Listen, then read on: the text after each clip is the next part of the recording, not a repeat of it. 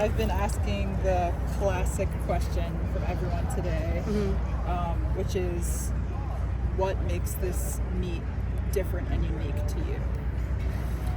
One is all women, and it's only 6 of us. It's always 8 to 9 of us. So,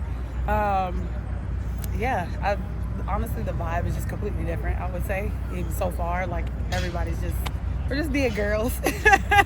So that's a good thing about it.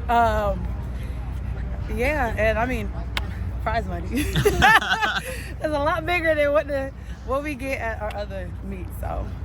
Can you talk a little bit more about the vibe and it being like all women and like how that's different? Yeah, so I mean, earlier today we went and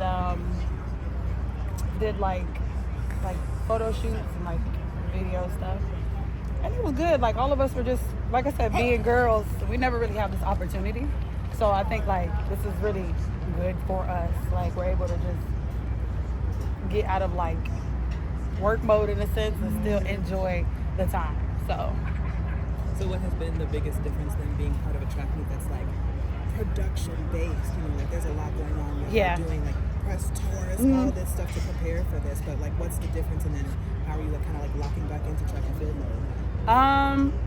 Yeah, this is a lot bigger than what we're used to. Like, usually we'll just have like press conference when we go overseas, and that's it. Like, here they do makeup. Like, I'm trying to get adjusted to like a full face of makeup right now. I don't know. It's just like everything here is it's just so fun, I would say. And I mean, we knew this meet was coming up, so we had to kind of stay in work mode anyway. So it's not really like, but it's the last one of the season, so we're like really tired. And it's late. It's end of September, so we're all tired. You mentioned the increase in prize money and like obviously then the Diamond League upped it. You're joining Grand Slam. They announced that today. I guess what's that like? I guess being in this moment of change in track and field. It's great, honestly. It's about time.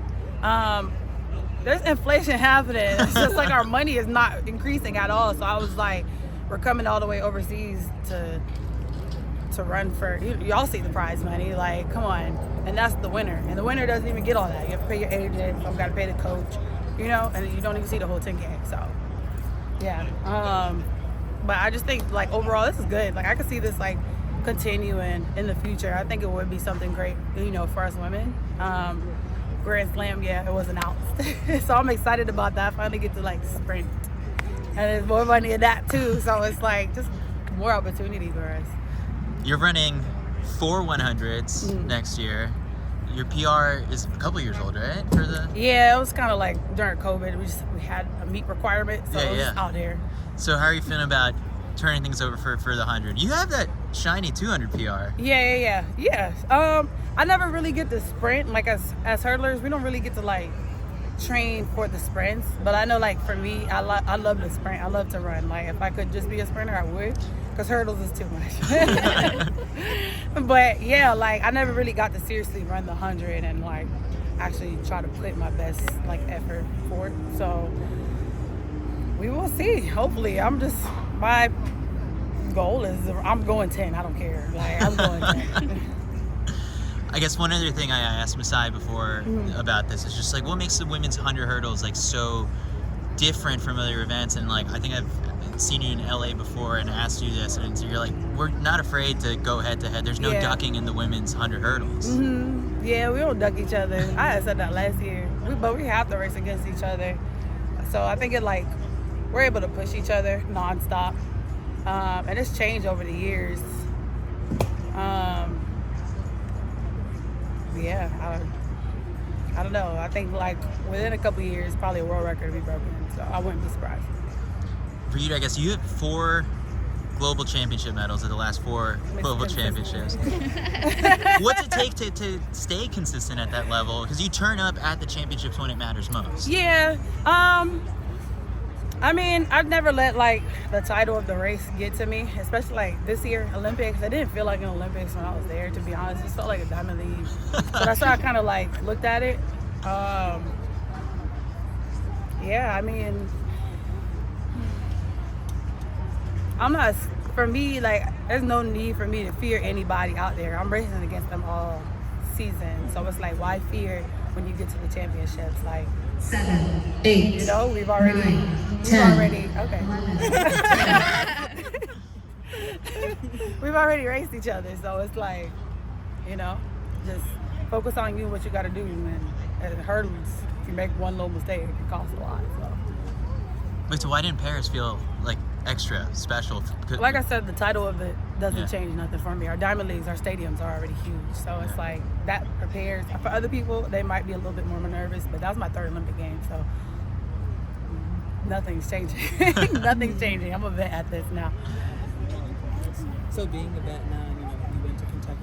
Y'all are established kind of like a hurdle legacy at this point, you know what I mean? Yes. So now that this meet is so intimate, and y'all see a lot of the similar people like on the circuit, what does that mean to kind of like compete with people obviously that you know, but it's just a smaller, you know, like more intimate girly group of y'all this time around? Nothing changes. It's still the same. Like, it's just, we have 2 less people. That's it. Like, nothing changed. And then, like, we have things for us to do together. So I would say that's the only thing that's really changed.